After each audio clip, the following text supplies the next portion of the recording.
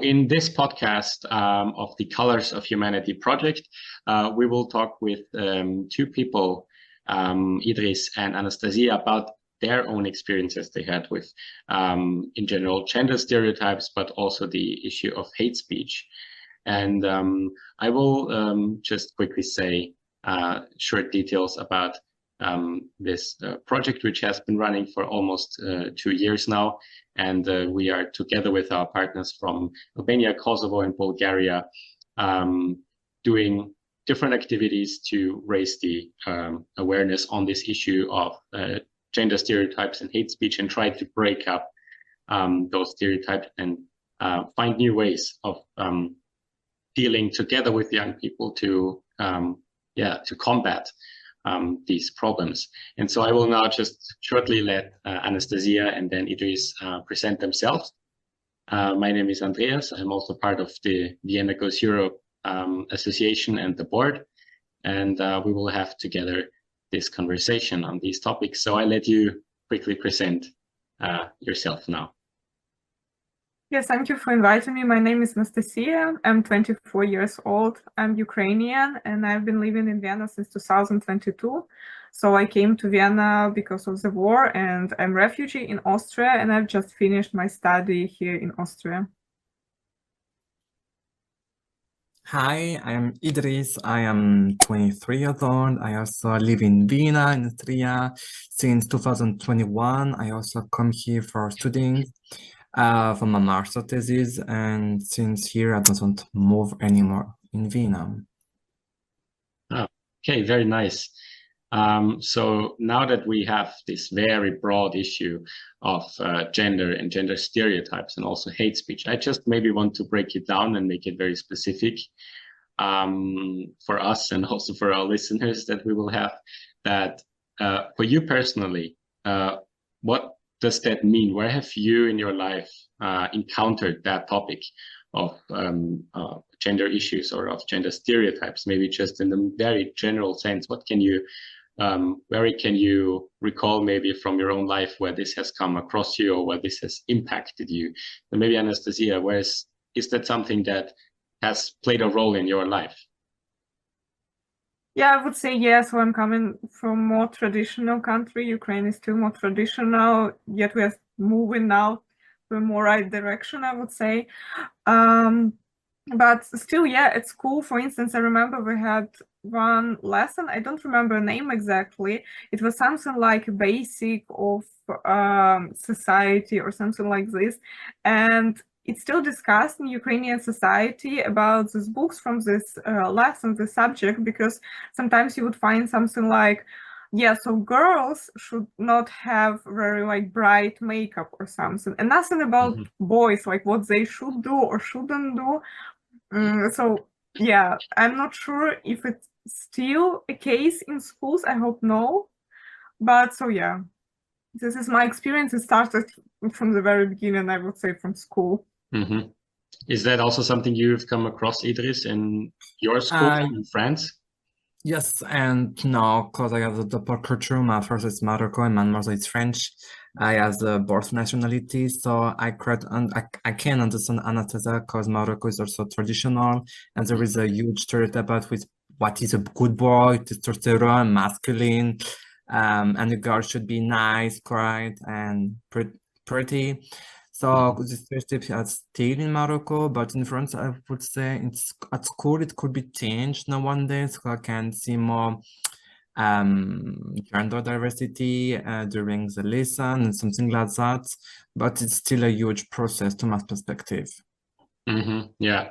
So what we can see there is maybe that for most of us, and bit regardless of which country we also come from, it starts at a very early age. So the way our schools deal with this, and maybe also in our families, how this is dealt. Is there something that you think we can do to break up the stereotypes? Where should we maybe start? We already talked about schools and maybe also families, but where would be maybe an area where you think we can change how we talk about this, or how we look at different genders? Or which images we have about them. Maybe establish new role models or something, or find new inspiration from people that were just doing it differently than it is usually expected of their gender. So what do you think? Where can we start to change something? Yeah, I still think that it comes from school and from parents in the first place. Mhm. And for instance, in Ukraine, it's a bit like, it's interesting situation because, as I said, now it's moving, but still in my childhood, I remember we had kind of not role model, but very famous singer, Verka Serduchka. She even participated in Eurovision, but it's actually like dressed guy. He was never saying that he is queer or something, but still we had this, and then opposite we had in school books saying like boy should be boy, girl should be boy, girl. Sorry. So yeah, actually I don't know how to change it in families, but still in schools it can be changed, this approach. And I think that is changing. Yes, changing. I totally agree with you, Anastasia, because I think school is a good place to begin. But if we speak about parents, I think our parents and our generation are not too much familiar with this topic, with gender, non-binaries. But if you take a small focus of Generation Z, the new makers of our society tomorrow, they are more aware to the gender question, and I think the new future parents will be changed a little bit this dynamic, because our generation are still living in this question and topic of gender diversity and go on. Yeah, so it might be something that is slowly changing, but I think often it's very specific little steps that might be able to contribute to that. So maybe the way we talk about it in daily conversations, or the way we consume our media also, and we have more like a critical view of that. Because what I've seen and noticed is that often even in films that or series that try to tackle more current societal issues, they still often reproduce those same pictures we have of the genders, and don't really dare to do something new. So often it's also something that needs to be dared by courageous people to just try that. So I want to ask you, maybe spontaneously, you know someone, do you have any, you already mentioned, Anastasiia, you mentioned Verka Serduchka from Ukraine, but do you also, can you think of someone who maybe you look up to, or some recent example maybe that comes to your mind, where someone through specific actions or doing something different has changed something in that area? Yeah, I mean, in my case, in case of Ukraine, it's changed, and it's changing because of the war, because many people from LGBTQ plus society, they decided to go and fight, and people see it. And now we have like polls where we can see that society becomes more tolerant. Of course, it's not one day thing, no, but still it works, and we can see it. And people are, even if still they don't understand like everything, they still have questions. For them, they still something they feel it's maybe not like nature or something, because they learn it different. They are grateful to these people, and this is already first step, I think. Yeah, that's a great example. Yeah. And for you, Idris, someone you can think of, or some moment that maybe have changed something, or something in your perception too, or something that you can think of?